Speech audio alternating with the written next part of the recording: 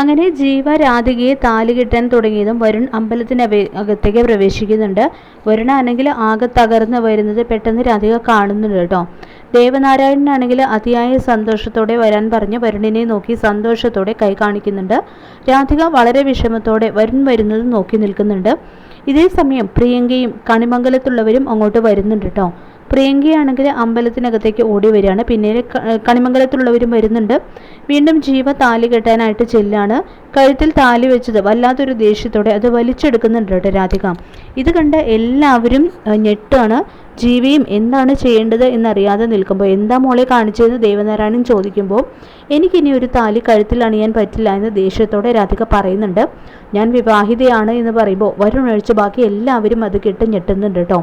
മോളെ എന്താ നീ പറയുന്നതെന്ന് ദേവനാരായണൻ രാധികയോട് ചോദിക്കുകയാണ്. നടക്കിലേക്ക് നീങ്ങി നിന്ന് രാധിക താലി എടുത്ത് കാണിച്ച് ഇതാണ് എൻ്റെ താലി എന്ന് പറയാണ്. ഇത് കണ്ട് വരുൺ സന്തോഷിക്കുന്നുണ്ട്. എന്ത് ഭ്രാന്ത നീ വിളിച്ചു പറയുന്നതെന്ന് ചോദിക്കുകയാണ് കേട്ടോ മുത്തശ്ശി. ഞാൻ പറഞ്ഞത് സത്യമാണ്, എൻ്റെ വിവാഹം കഴിഞ്ഞതാണെന്ന് തന്നെ രാധിക പറയുന്നുണ്ട്. ഇത് കേട്ട് വരുണിന് ഒത്തിരി സന്തോഷമാവുന്നുണ്ട് കേട്ടോ. എന്താ തിരുമേനി ഇത്, ഞങ്ങളെ വിളിച്ചു വരുത്തിയത് അപമാനിക്കാനാണോ എന്ന് ജീവിയുടെ അമ്മ ചോദിക്കുകയാണ്. മകളുടെ കാര്യത്തിൽ എല്ലാ രഹസ്യവും തുറന്നു പറഞ്ഞു എന്ന് അങ്ങ് പറഞ്ഞില്ലേ, പിന്നെ ഈ പറഞ്ഞ എന്താണെന്നും ചോദിക്കുന്നുണ്ട് കേട്ടോ. എനിക്കറിയില്ലെന്ന് പറയുന്നുണ്ട് ദേവനാരായണൻ. യശോദയ്ക്കാണെങ്കിൽ ഇത് കേട്ട് കരയാണ്. അറിയില്ലെന്നോ, നിങ്ങളെന്ത് തമാശ കളിക്കാണോ? ജീവിയുടെ കല്യാണം ഇങ്ങനെ നടക്കാനുള്ളതല്ല. പക്ഷെ നിങ്ങളുടെ കുടുംബത്തിൻ്റെ അവസ്ഥ പറഞ്ഞ് നിങ്ങൾ കരഞ്ഞതുകൊണ്ടാണ് ഈ കല്യാണത്തിന് ഒരുങ്ങാൻ ഇവൻ തയ്യാറായ എന്നൊക്കെ ജീവിയുടെ ഒരു ബന്ധു അവിടെ നിന്ന് പറയുന്നുണ്ട്. എന്നിട്ട് നാണം കെടുത്തു എന്ന് പറയുന്നുണ്ട് കേട്ടോ. തിരുമേനിയാണെങ്കിൽ എന്താ കാര്യം എന്ന് കുട്ടിയോട് ചോദിക്കൂ. വെറുതെ ഒരാൾ ഇങ്ങനെ ഒരു കാര്യം പറയില്ലല്ലോ എന്ന് കണിമംഗലത്തെ മുത്തശ്ശി പറയുന്നുണ്ട്. ഞാൻ ഇനി ആരോടും ഒന്നും ചോദിക്കാനില്ല. ഞാൻ പൂജിക്കുന്ന ഭഗവാന്റെ മുന്നിൽ എനിക്ക് കിട്ടിയ ഏറ്റവും വലിയ ശിക്ഷയാണത് എന്നൊക്കെ ദേവനാരായണൻ പറയുന്നുണ്ട്. എന്നിട്ട് അവിടെ ഇങ്ങനെ തകർന്നിരിക്കുകയാണ് കേട്ടോ.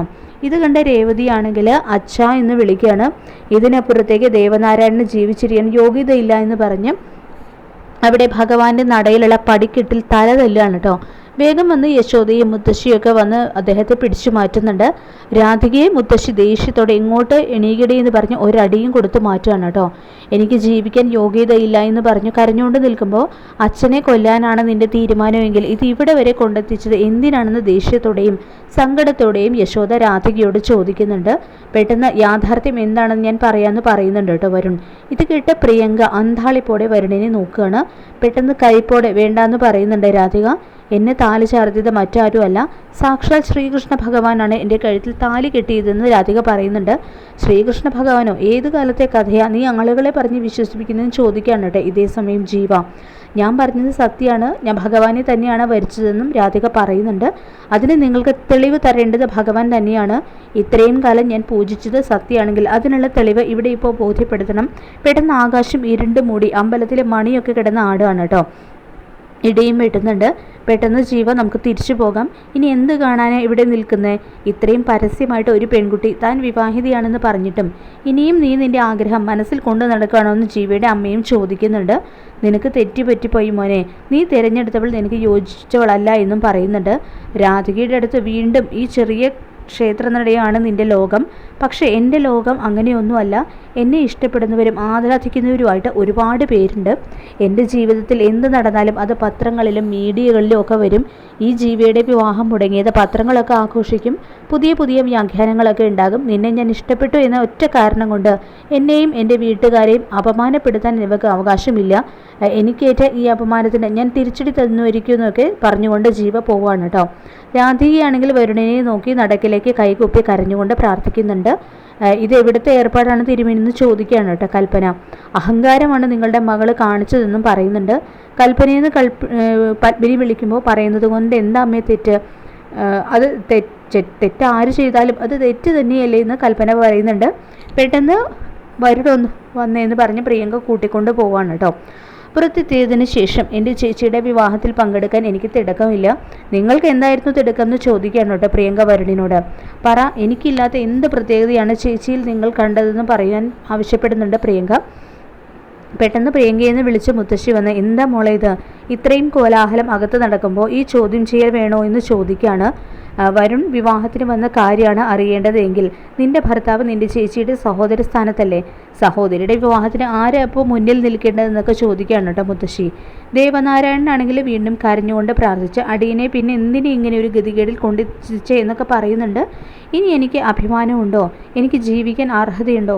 ഈ നടയിൽ വീണ് ചാകാനുള്ള അവസരമെങ്കിലും അടിയനെ തന്നൂടെ എന്നൊക്കെ പറയുന്നുണ്ട് കേട്ടോ. ഇത് കണ്ട് ദേവേട്ടാന്ന് വിളിച്ച യശോദയും അടുത്തിരുന്ന് കരയുന്നുണ്ട്. വരുണാണെങ്കിൽ അങ്ങോട്ട് വന്ന് രാധികയെ നോക്കി ചിരിക്കുകയാണ് കേട്ടോ. ഇതേ സമയം രാധികം കഴുത്തിലെ താലി എടുത്ത് നോക്കി നിൽക്കുകയാണ്. പിന്നീട് രാധികയെ വീട്ടിനകത്തേക്ക് തള്ളിയിടുകയാണ് കേട്ടോ മുത്തശ്ശി. അങ്ങോട്ട് പോടി എന്ന് പറഞ്ഞുകൊണ്ട്. നീ ആരാടി? പുരാണ കഥയിലെ ദേവകന്യകയോ? ക്ഷേത്രമുറ്റത്ത് വെച്ച് നീ ഒരു കള്ളക്കഥ പറഞ്ഞാൽ അത് വിശ്വസിക്കാനുള്ള മണ്ടന്മാരാണോ നിനക്ക് ചുറ്റുമുള്ളത്? ഭഗവാൻ താലി കെട്ടി പോലും. അതിന് മാത്രം എന്ത് മഹത്വമടി നിനക്ക്? തന്തയും തള്ളയും ഇല്ലാത്തതോ അതോ വളർത്തിയ തന്തയും തള്ളയും ചതിച്ചതോ? നീ എന്നെക്കുറിച്ച് ചിന്തിക്കണ്ട. ആറ്റുവാശ്ശേരിയുടെ അഭിമാനവും നിനക്ക് നോക്കണ്ട. അപ്പം നീ എപ്പോഴും പറയാറില്ലേ ദൈവത്തെ പോലെയാണ് ദേവനാരായണൻ നിനക്കെന്ന്. അവൻ ചാകണോ ജീവിച്ചിരിക്കണോ എന്ന് ആലോചിച്ചിട്ടുണ്ടോടി നീ എന്നൊക്കെ പറയാൻ ആവശ്യപ്പെടുകയാണ് കേട്ടോ മുത്തശ്ശി. പെട്ടെന്ന് രാധികയുടെ മുടിക്ക് കുത്തിപ്പിടിച്ച് എഴുന്നേൽപ്പിക്കുന്നുണ്ട്. എന്നിട്ട് കരയരുത്, നിന്റെ കണ്ണീര് ഇവിടെ വീഴരുത്. നിന്റെ മനസ്സിൽ ഒരൊറ്റ ഉദ്ദേശമുണ്ടായിരുന്നുള്ളൂ, എൻ്റെ പ്രിയങ്കമോളുടെ ജീവിതം ഇല്ലാതാക്കണമെന്ന്. നീ കൃത്യസമയത്ത് വിളിച്ചു വരുത്തിയല്ലോ അവനെ. എന്നിട്ട് പിന്നെ എന്താണ് നിന്നെ കെട്ടാൻ ഉദ്ദേശിച്ച് വന്നവനെ വിട്ടിട്ട് അന്ന് അവൻ്റെ കൈക്ക് പിടിക്കാഞ്ഞത്? ഇതൊക്കെ കേട്ട് യശോദയാണെങ്കിൽ ഇങ്ങനെ നിൽക്കുകയാണ് കേട്ടോ. യശോദയും വന്ന് രാധികയെ ചീത്ത പറയുന്നുണ്ട്. എങ്ങനെയാണ് നിനക്ക് ഇതിന് സാധിച്ചത്? എന്ത് തെറ്റാണ് നിന്നോട് ഞങ്ങൾ ചെയ്തതെന്നൊക്കെ യശോദ ചോദിക്കുമ്പോൾ അമ്മയെന്ന് വിളിക്കുകയാണ് കേട്ടോ രാധിക. വേണ്ട, ഈ അവസ്ഥയിൽ എന്ത് പറഞ്ഞാലും ഞങ്ങളത് കേൾക്കില്ലെന്നും യശോദ പറയുന്നുണ്ട്. ഈ ശാപം നിന്നെ വിട്ട് ഒഴിയില്ല മോളെ. എത്രയൊക്കെ സഹിക്കാൻ പറഞ്ഞാലും ഇപ്പം നീ ഞങ്ങൾക്ക് തന്ന വേദനയുണ്ടല്ലോ, അതിൻ്റെ ശാപം നിന്റെ തലയിൽ വീണിട്ടുണ്ടെന്നും യശോദ പറഞ്ഞ് രാധികയെ ശപിക്കുകയാണ്. എന്നിട്ട് കരഞ്ഞുകൊണ്ട് അവിടെ പോയി ഇരിക്കുകയാണ് കേട്ടോ. ഇതെല്ലാം കണ്ട് തരിച്ച പോലെ കണിമംഗലത്തുകാർ വേദനിക്കുന്ന തീരുമാനം എന്തെങ്കിലും എടുത്താൽ നിന്നെ ഞാൻ എന്ന് പറഞ്ഞ് അടിക്കുകയാണ് കേട്ടോ കവിളിനിട്ട് രാധികയുടെ മുത്തശ്ശി. കൊല്ലുമിടി നിന്നെയെന്നും പറഞ്ഞ് വീണ്ടും വീണ്ടും അടിക്കുകയാണ്. അങ്ങനെ വരുണും പ്രിയങ്കയും കൂടി പോകാൻ നോക്കുമ്പോൾ രാധികയാണെങ്കിൽ മനസ്സറിഞ്ഞ് എന്നെ സ്നേഹിക്കുന്നുണ്ട്. മറ്റൊരാളുടെ താലി അവളുടെ കഴുത്തിൽ വീഴാതെ അവളെ സംരക്ഷിച്ചു, അതുകൊണ്ടാണ് അവൾക്ക് എന്നെ മറക്കാൻ പറ്റില്ല എന്നൊക്കെ വരുൺ ചിന്തിക്കുകയാണ്. അവൾക്ക് മറ്റൊരാളുടെ ഭാര്യയാകാൻ പറ്റില്ല, അവൾ എനിക്ക് വേണ്ടി കാത്തിരിക്കുകയാണ്. അതിൻ്റെ തെളിവാണ് തന്നത്. ചേച്ചി ക്ഷേത്രനടയിൽ വെച്ച് ചെയ്തത് ആർക്കും പൊറുക്കാനാവാത്ത കാര്യമാണ്.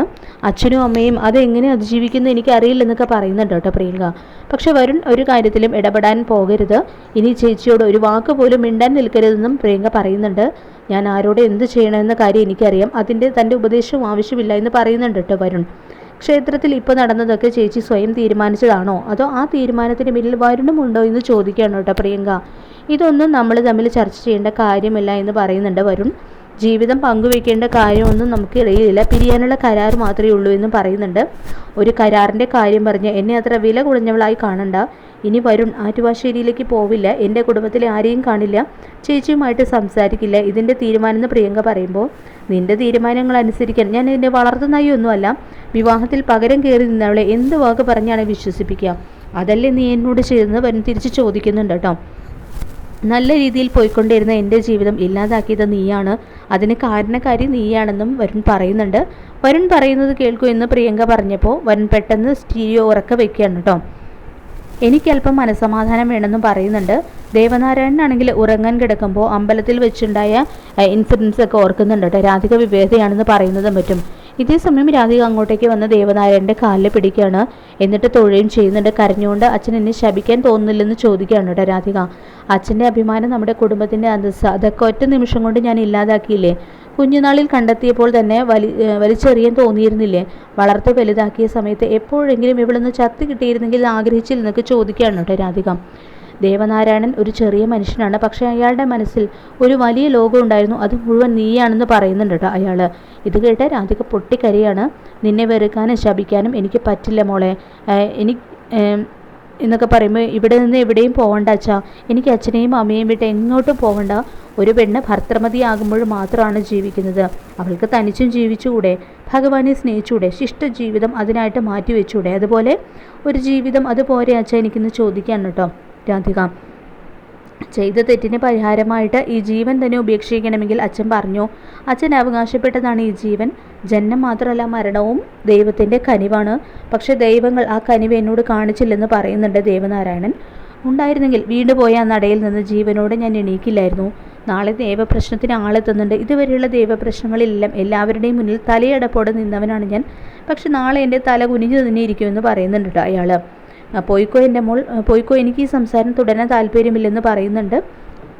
പെട്ടെന്ന് കാലിൽ വീണ് അച്ഛ എന്ന് വിളിച്ച് കരയാണ് കേട്ടോ രാധിക. ഇതേ സമയം യശോദ വരുന്നുണ്ട് അവിടേക്ക്. യശോദയെ കണ്ട രാധിക അവിടെ നിന്നും പോവാണ് കേട്ടോ. ഭഗവാനെ പൂജിക്കുന്ന ഒരാൾക്ക് ഭഗവാൻ കാണിക്കുന്ന നിമിത്തങ്ങൾ കാണാതിരിക്കാൻ പറ്റില്ല. അവളുടെ തീരുമാനങ്ങൾ എന്തായാലും അത് ശരിയായി തരുമെന്ന് സൂചന ഭഗവാൻ തന്നു എന്ന് ദേവനാരായണൻ പറയുന്നുണ്ട് കേട്ടോ യശോദയോട്.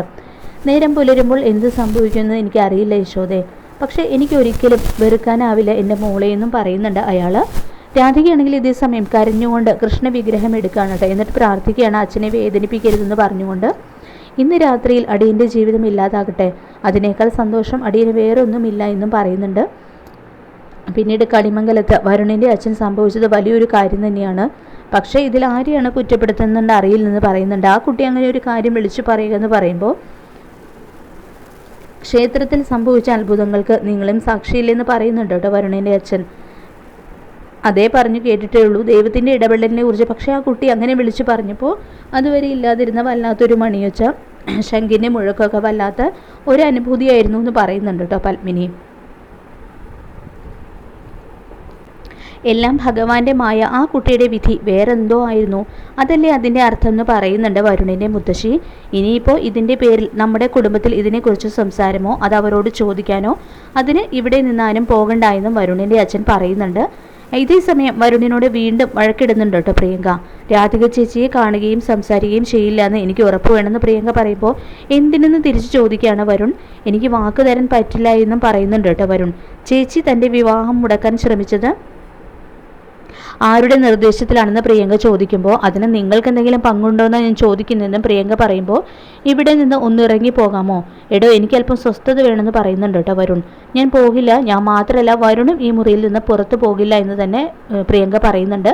ഇവരുടെ സംസാരമൊക്കെ പുറത്തു നിന്ന് കൽപ്പന കാതോർത്ത് കേൾക്കുന്നുണ്ട് കേട്ടോ. എന്നെ മുറിയിൽ തടഞ്ഞു നിർത്താൻ പറ്റുമെന്ന് തനിക്ക് തോന്നുന്നുണ്ടോ എന്ന് തിരിച്ചു ചോദിക്കുകയാണ് കേട്ടോ വരുൺ. പറ്റും, പരിയുന്നവരെ എൻ്റെ പേര് ഭാര്യ എന്നാണ്, ആധികാരം പ്രയോഗിക്കാൻ എനിക്കറിയാമെന്ന് പ്രിയങ്ക പറയും. മാറുന്നു പറയുന്നുണ്ട് കേട്ടോ വരുൺ. ഈ മുറിയിൽ നിന്ന് വരുൺ പുറത്ത് പോകില്ലെന്ന് പോകില്ലെന്ന് തന്നെ പ്രിയങ്ക വീണ്ടും കടുപ്പിച്ച് പറയാണ്. പെട്ടെന്ന് മാറാനല്ലേടി നിന്നോട് പറഞ്ഞെന്ന് പറഞ്ഞ് പ്രിയങ്കയെ പിടിച്ചു മാറ്റുകയാണ് കേട്ടോ വരുൺ. അങ്ങനെ അവർ തമ്മിൽ പിടിയും വലിയും ഒക്കെ ആവുകയാണ് കേട്ടോ അവിടെ ചെയ്യുന്നത്.